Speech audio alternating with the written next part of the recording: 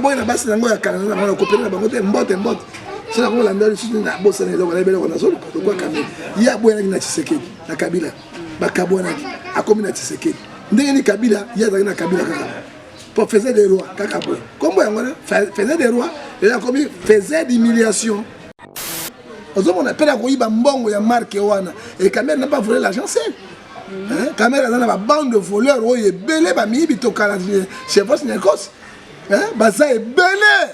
Oh ba voleur de la République démocratique du Congo, bango ba s'enrichir na famille na bango et peuple qui n'est pas la souffrance na pauvreté. Non, mboka ni monabo. Loi existe raté. Dans votre sur la Kabila. Bah ça 3 heures du temps. Tango azo ma bien caméra banditi.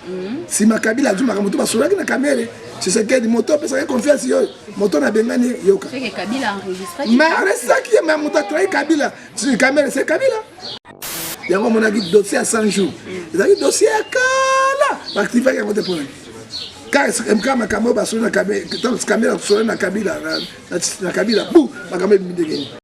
Hein? Kamela Weli a Bakangé de Bosso Mouibi. Il a mis balai traite. Hein? Il a mis ça. Il a mis ça orgueil. Lui croyait que 2000. Voilà, mais Kamela là sont président de la République. Donc, il y a un peu boy na azo ibandenge o directeur la cabinet attends le premier ministre parce que gestionnaire mboka na premier ministre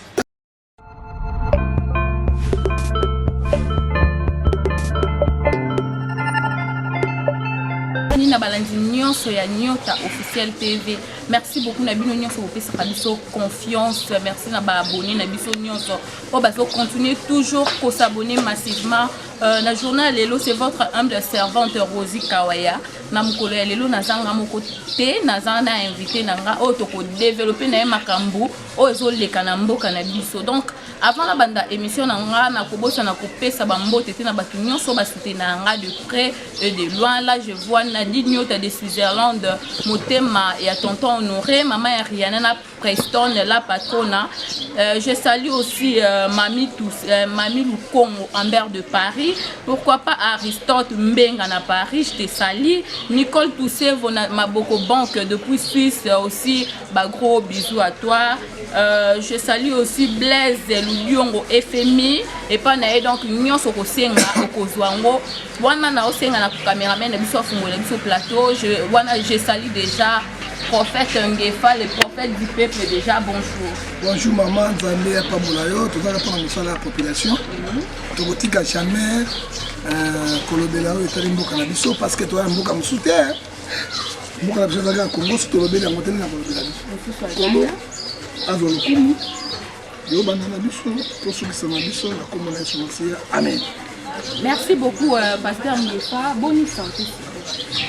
Bon santé à toi na confinement ngo na période ya corona. Na corona virus yo biso ba nzambe to bangelo côté. Se protège avec la prière. Je crois que Dieu va faire quelque chose au Congo. Merci beaucoup pasteur Ngefa. Donc les lots jeune à biso to so bela moi minute makambo ozo le kalamboka na biso na plan politique ndenge to zo mona ndeko na biso Vital Kamerhe bakangaki arrestation ya Vital Kamerhe et pas ya prophète Ngefa réaction message. Bon arrestation ya Vital Kamerhe réaction à zaïchi ça mon ça ngo tango to bane koloba nikolonyo so ete mboko ba mingi ba zedeli mboka projet moko ici la kata ba détourner la mbongo si mbongo ba mboka nyonso ezo développer sur l'Afrique sauf Congo parce que eza libulu moko oya ye azuninga lingi oya ye azuninga lingi ba kosa na Congo pe ce sont des voleurs hein détournement na vol eza loko moko détourner na muibi ozomona est-ce que ba Vic Branca ba salaire na bango ba immeuble ba zotongo ba salaire na bango hein ba mbongo na ba caisse na ba compte na bango eza pour la salaire na bango to bazo kosa peuple congolais bazo iba comme peuple congolais o bango ba se richaka peuple a toujours la souffrance n'a pas si nous disons non et non et non mais là qui ça depuis quand moi j'avais dit au président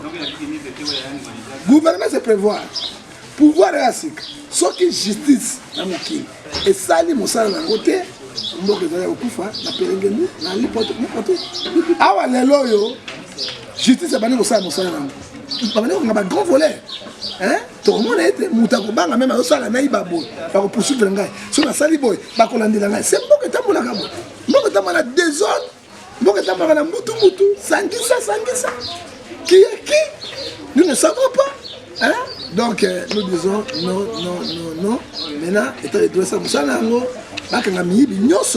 na oya régime na oya sikoyo no bango moko idepesa omuyibi muneza idepesa mais toi baki bango baki na mbongo te basaki opposition 38 ans du coup il y a une année bango tuma ba immeuble ba une année ba komi ba nouveau riche même mukoko zolo ba yango mukoko zolo ba yango te mutuna bango idepesa zolo ba yango donc partout il y a des vols maintenant le président de la République a dit ceux qui va interpeller ngai pour les kama muyibi na kosamba.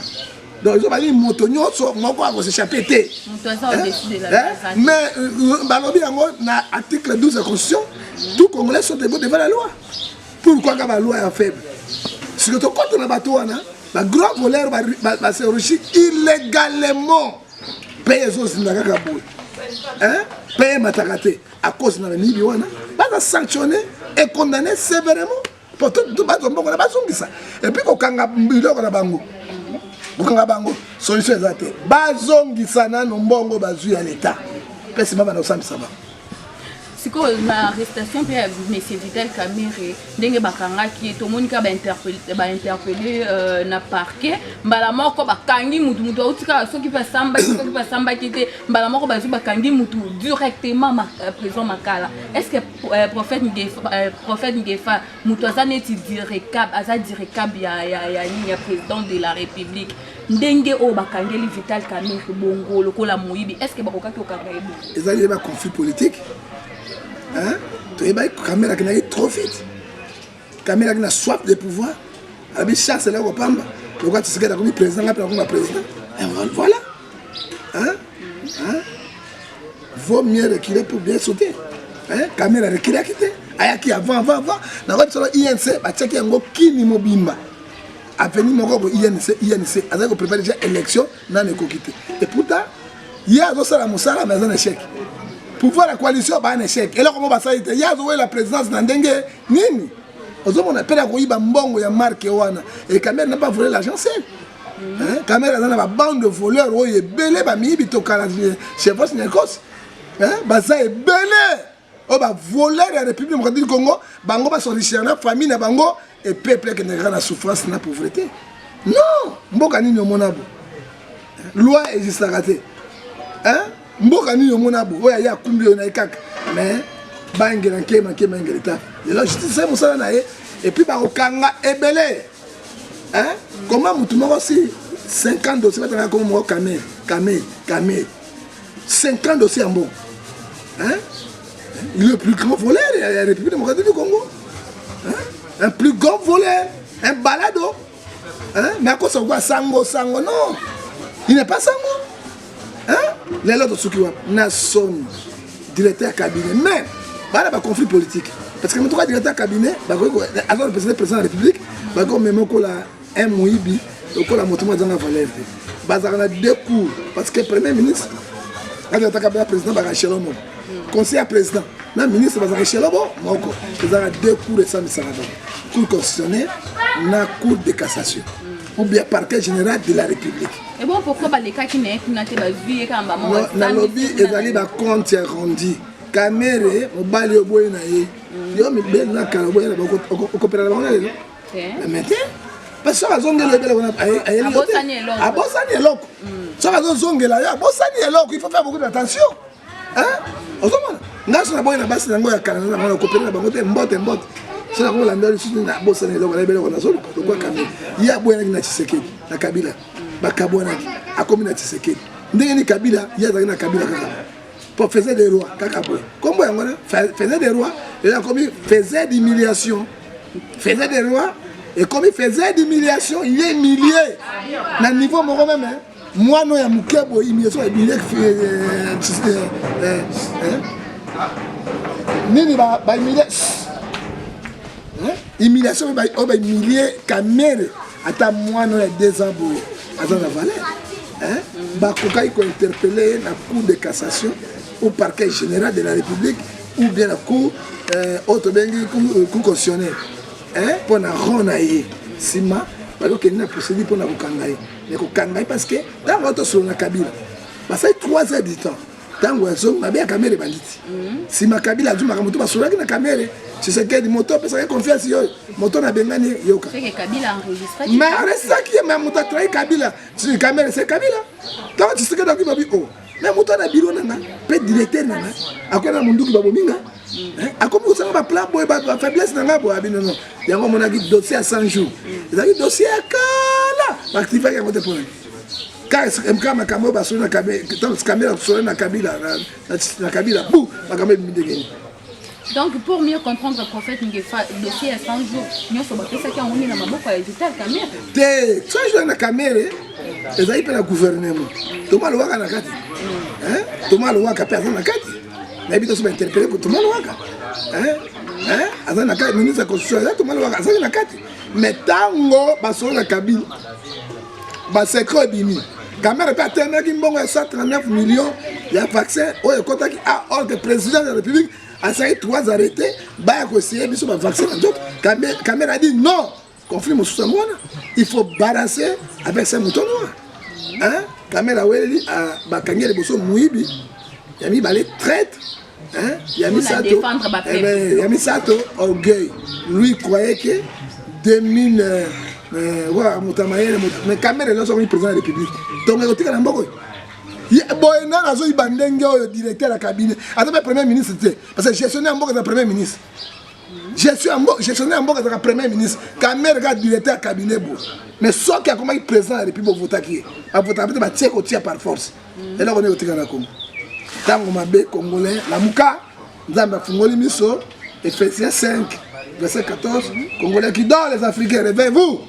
Mais tout le monde peut vidéo moko circuler qui lobby moi si à Vital Kamerhe o aza ex nae maman ya bana nae asala ki vidéo a lobby que président Kabila akanisa président sortant akanisa ba accord ba ni ba promesse nyonso oyo ye a prometaka ye maman ya bana Vital Kamerhe na Kabila bango moko bayebi ba accord na bango ndenge balobaki mwasi wana alobi ba vidéo ezali parce que ba vidéo ani zo circuler alobi que président Kabila ancien président akanisa ba accord ba nini ba promesse nyonso oyo ye a prometaka ye mwasi wana akanisa ba promesse nyonso a prometaka Vital Kamerhe soki ezaki ba kangi ba akize directeur Vital Kamerhe ba akize pona vol baluka babotola ye ba mapangu nyonso aza nango ba mbongo nyonso aza nango azolela juste pour la libération ya papa ya bana na non nalandaki vidéo wana bakor ni basengi na Kamerhe ya traître kota kuno kanga Tshisekedi bomaye c'est accord basinyaki yango wana accord ni basinyaki lisusu mais Kamerhe azali pa Kabila chassaki achitaki pena likambo moko mpona ni trahison mpe na moyibi ya mbongo c'est ça alors nalandaki yango abima bana na ye bazokoka me kofuta mbongo université mais Kamerhe Vital Kamerhe mais bana ya mide oyo opesa bango ba 9 millions bana yo oboti wana ezalaki ndoki faut dire la vérité nalandi vidéo mama ya bana na ye pa mwasi kitoko vrai chéri penza mwasi apembe pe namoni mama wana mais babala mosolo akisi eza ebele mwasi penza mwasi maman bana Kamerhe abime na zotanga même mbongo na futa bana université mais comment il retient belle sœur na yo ya mwasi na yo 9 millions 8 fois na compte na Grèce bana yo boti Kamerhe oza mutima mabe Kamerhe mutima mabe makasi totolo ba vidéo nga la ndia ko batindela ngai mama bana zoloba même mbongo université azoko azana ngote azana ngote et puis il va na mi de continuer suka na yango Kamerhe akozongisa mbongo nyonso ya ibaka na balopanga osomba ba botola nyonso Kamerhe atikala ka zéro bayibaka ne Kamerhe ayibaka te mais qui est Kamerhe dans le pays démocratique du Congo motaleki mayembe kombo maka Kamerhe aujourd'hui si Kamerhe n'est pas là mbongo kotambola te bato bato conscience Kamerhe Mobutu akufa mbongo etambola te Tshisekedi na Kabila le père akufa mbongo etambola te Tshisekedi a mwana memi mbongo etambola te Tshisekedi mbongo etambola te donc mbongo ya bato moko oyo batanga bakombo na bango, oyo batanga bakombo na bango, oyo bavanda na bango, donc bajouaka makambo na mboka oyo. Nous disons non. Nous disons non. Et puis caméra moi ça dit mon côté. Bah c'était moi si la caméra na kati. Bah ça qui paye. Comment caméra peut donner à sa femme 1 800 000 $ pour y acheter à 100 jours ya bâtiment. Amida a somme à ça qui m'a cimenté. Qu'est-ce que Amida bazo croire na République du monde Congo? Bande konanga. Oh mboka ya pelengendu ya mopotu boendengeni. Qu'est-ce qu'il quoi? 1 million et puis ba Congo za ciment quoi. Avant de même compter ma sac ya ciment. Attendez 1 million à financer. Oh et tikalipe. Bon mboka na compter à cause de manière venir aller. À somme na prix de gros mais à somme attaque ba ciment na prix normal. À cause de bon. Donc il y a un basala qui va interpeller qui a. Ouais, pas donc ça mboka wa batiki amida samedi na après pas suspendre makambo na du matin. Il doit rembourser 1 800 000 $ la caisse à l'État pour bon on est à l'État et aller à l'hôpital caméra na mida bateka ki biloko te ba ça qui va boutique quitter ba ça qui commerce c'était c'est l'argent du pays mbongo ya mboka balia ka boete mboka ya mbongo basasaka yango boete ata mboka ngo ezali mal géré mboka ngo ezali zingle ezala autorité te ezala ndengo to na Congo te ezala mboka ya son. Et puis nous disons la justice congolaise bravo tous les voleurs il faut pas traquer bakanga bango basabisa bango audience publique pour nzambe aningaka vérité lokola Jean 14 6 je suis le chemin la vie et la vérité. Soki boete to kondima yango te. Soki boete to kondima yango te pasteur Ngefa prophète Ngefa na période où il y a Covid-19 oyo donc tozota la makambu nyonso eza bloqué mais des chambres ya parlement bazar réunir elingi koloba nini. Maman soko moni mwana soso avimi na nzungu ezo laksa ete maman la soso anasi. Na tango na Covid-19 l'activité sur mondial suspend. Même la justice congolaise on dit pour la Covid de suspendre tout le paiement ba chichi. Donc ba suspendre pour ba caméra na passe. Caméra na boloko. Tango ba suspendre yango. Na tango to zana yango comment deux chambres se réunissent. Deux chambres za ko se réunir pourquoi? Balingi ba kwesa président Tshisekedi. To ba na président Tshisekedi. Fungola missionnaire. Ozana danger. Barato 14 fois coup d'état militaire. Si vous avez un coup d'état constitutionnel. Pourquoi deux chambres et se réunissent? Bako activer l'article 165 de la constitution et lobby. Haute trahison pour Moïbi et ça les mis dans la carte du bureau à président. Alors tant au caméra tant comme président de la famille ils ont dit haute trahison et puis bon le compte on a automatiquement bako ça la procédure de destitution. Si on a la procédure à destitution. Hier tu sais qu'il Azali IDPS à majorité dans le Parlement, dans le Sénat, dans les voter. Ce qui trompe la pour le Sénat américain, parce qu'il était majoritaire, le sénateur américain, le démocrate, non, le républicain, non, Trump a été attaqué. Hier, on s'est échappé. Directement sur la dû, mais si on a fait un coup constitutionnel, a validé. Donc, a destitué.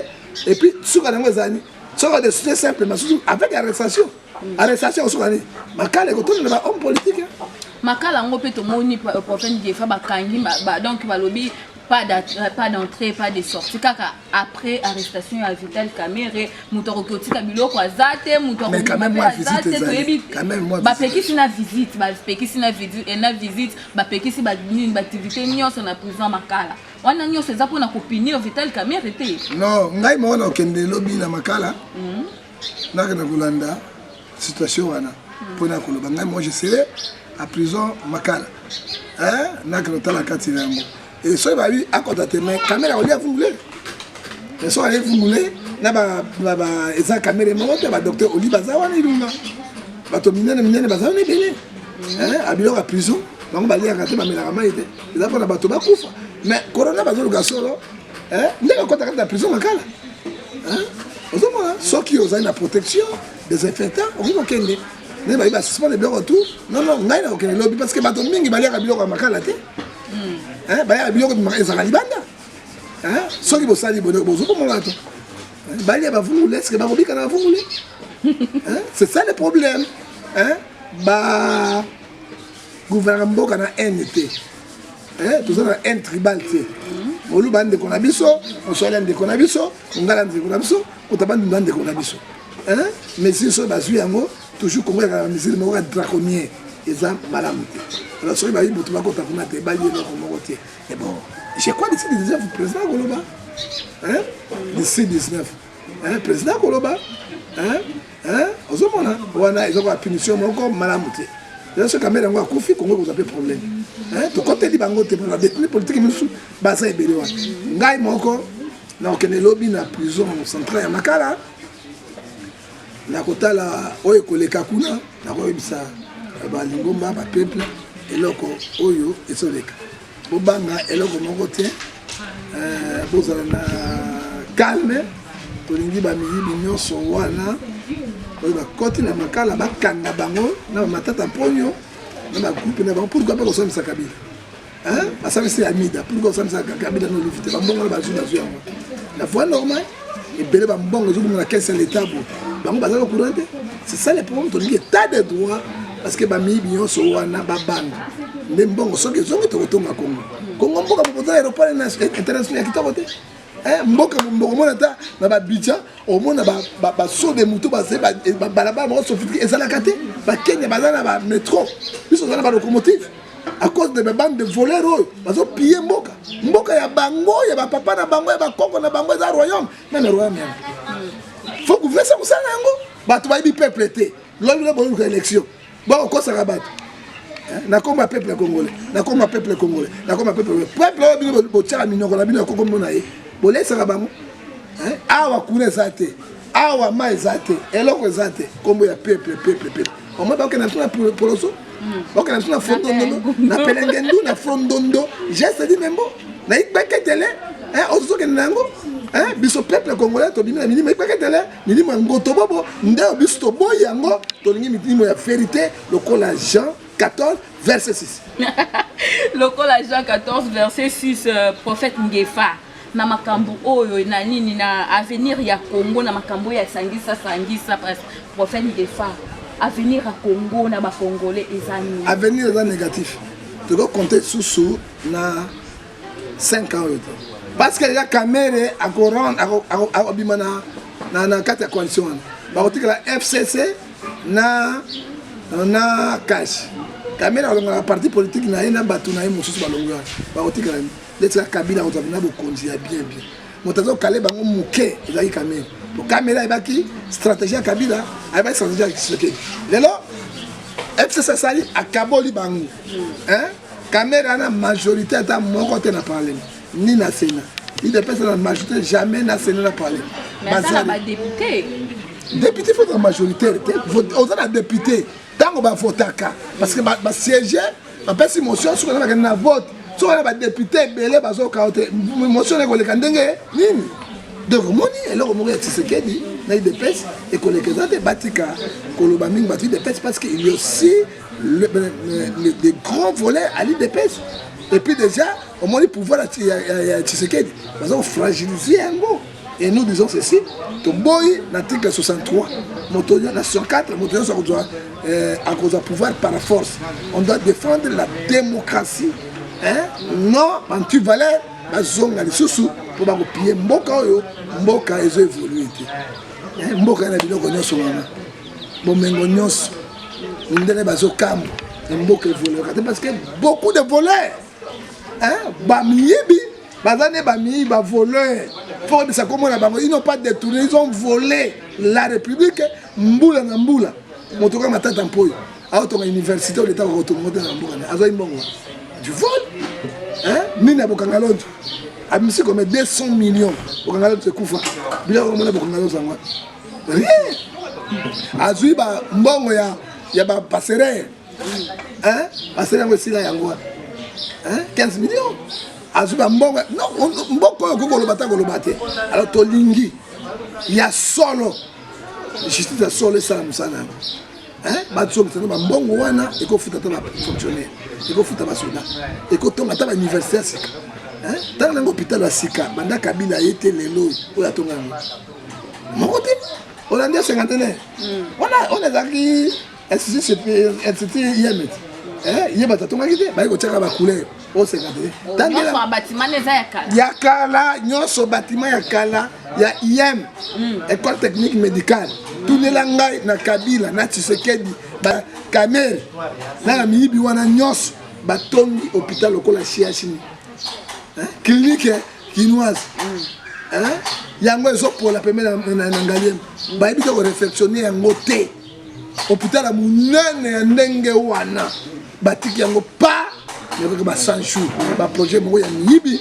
o bazu ba l'été comme est-ce que l'état na peuple ezo bango prophète de fait boucler na mupanzi ya politique boucler na makambo oyo ezo tourmenter monde mobimba covid-19 o eza épidémie tourmenter monde mobimba bato nyonso baza confiné na bandaku mais biso ape confinement balobaki tomoni kaka ba confiner commune ya Gombe balobi ke bazo désinfecter commune ya Gombe prophète de fait votre réaction ko désinfecter Kinshasa. Il faut désinfecter pendant 10 ans pour la capitale la plus sale du monde. À la même on a la question pour les champions. Quelle est la capitale la plus sale du monde? Pas le Congo Kinshasa. C'est grave. C'est une enquête, on a santé, très bien, on a bango. On va saluer les alliés d'aventure. On va faire confinement à Gombe. On va faire un coup d'état. Parce que pas d'entrée, pas de sortie. Armée Zinga, Gombe, Mobimba. Mais pas d'entrée, pas de sortie. On peut toujours mon abattu finalement parce que 2000 francs à côté, R a fini 2000 francs à 10 000 sous. Mais c'est comme ça. Tant que vous échoué, même à Camille, il y a des lumières. Tout le monde a dit qu'on désinfecte, on a désinfecté. Bah viol colo, bah camion miné batono, ils ont pensé à milinga, mboka tout milinga. Là ils connaissent pour la désinfecter. Oh bah sur ça machine, il y a moteur à foufou. Moi milinga tout tala, t'as bien ça na bateau. Tala en Chine, tala Suisse ne va désinfecter. Tala même l'Italie, c'est comme ça. Machine à foufou à Mukebo. Tu sais, ils ont couvert ma lamba. Moi, je suis on a mazout, on a mazout. Qui c'est dans la cadre? Ils sont dit Mbongo et Bimiwana. Alors, Mboka, aucun dirigeant, aucun politicien, même l'opposition, on n'a pas des opposants. Oh, bazar. Na lobby bazar, bango toucher chez les balukaka. La bien opposant. La personne moro. Dernier ça fait qui a commis la parlement là-bas. Bon, la personne sous ma balai. Et les airs, au final, bata peuple dans le banquier. Le baïs. La première monnaie a commis Bouta, et Nini. Le baïs. Mais tant que bazar qui dit la combo ya peuple. Bon, nous sommes makila au tuwa. L'opposition dit. Oh, il y a une ligne au tuwa. L'opposition dit. Même Moïse Katumbi, au tuwa. Na pouvoir, il y a une opposition dit. La seule année, Moïse Katumbi wana a prochaine face. Aujourd'hui, il y a un autre bâtiment. Bango nyonso wana, bambouler le peuple congolais.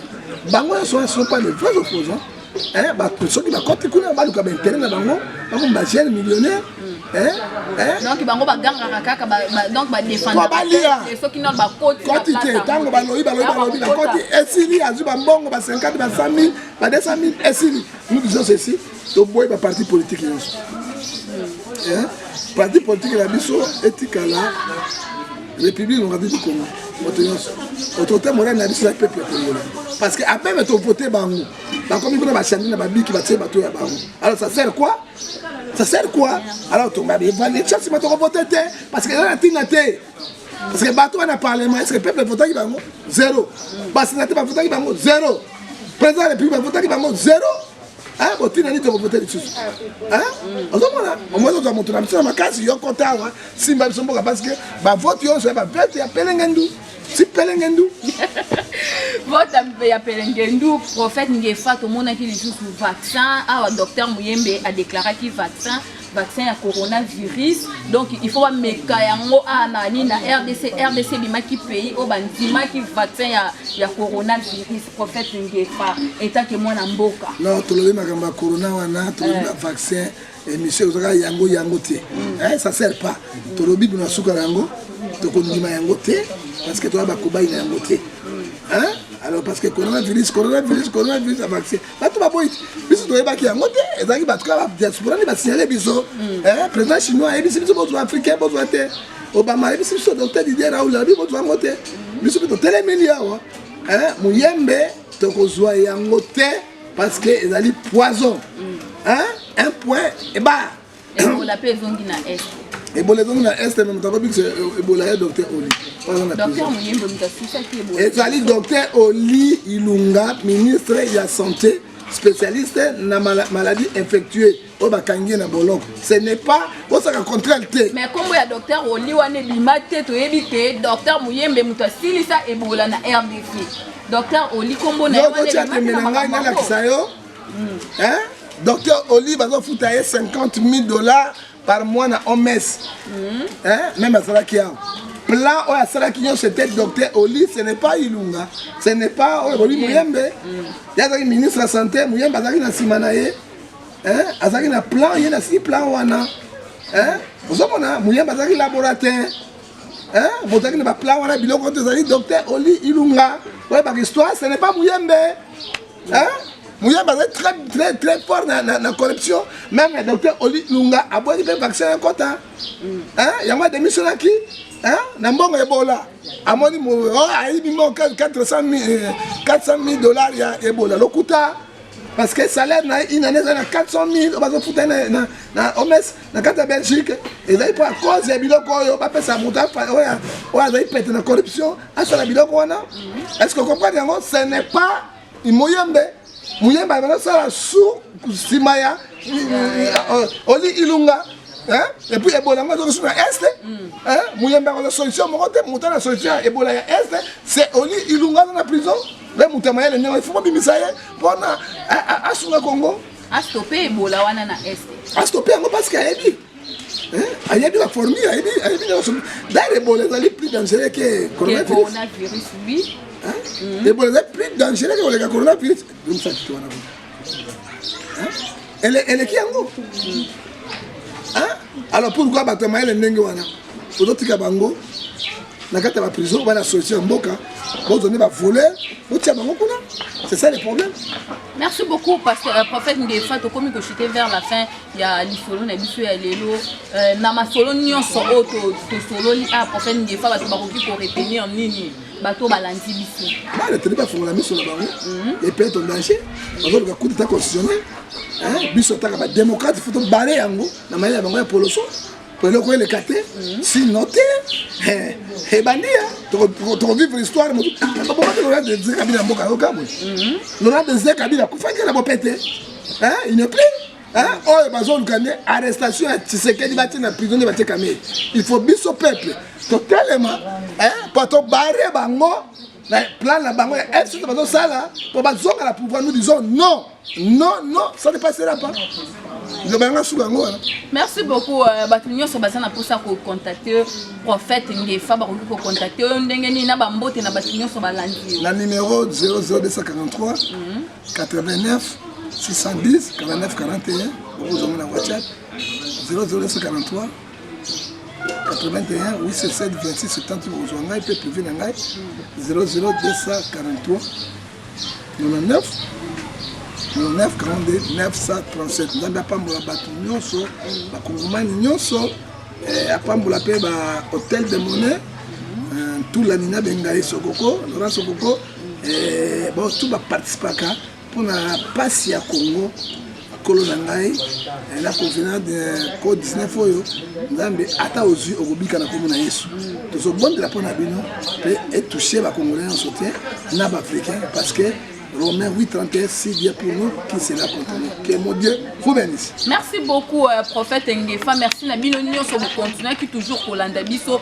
na mukolo ya lelo. Là, j'ai dit un grand merci na Michael derrière caméra. Na peso ba merci trop. Pourquoi pas dire un grand merci aussi na chef Fenek Mokondi, balobi dernier fils de Karine Mokondi, yendaza na réalisation. Nadine Nyota de Switzerland, la patronne. Na peso ba merci trop. Motema ya tonton Honoré, maman na Rihanna na Preston. Pourquoi pas Mami Toussé, vous ma Boko Banque depuis Suisse. Je te salue aussi famille Kumbakisaka na lela bino ya trop Samantha Zabibou, Rodine Wi-Fi na peso ba merci trop Lambi Ozuma depuis Paris, Nemingeta PDG Amboka na peso ba merci MG Mamadou Gassama, famille Kawaya Mobimba na lela bino ya trop Mama Lina Gonzelle, même si na retard joyeux anniversaire toujours famille Bangola Mobimba na linga bino ya trop bo o ya s'abonner na chaîne na biso te Nyota officiel TV nazo singa na bino bo s'abonner awa massivement parce que Mamba Boy Bozonga awa là je vous dis bye bye.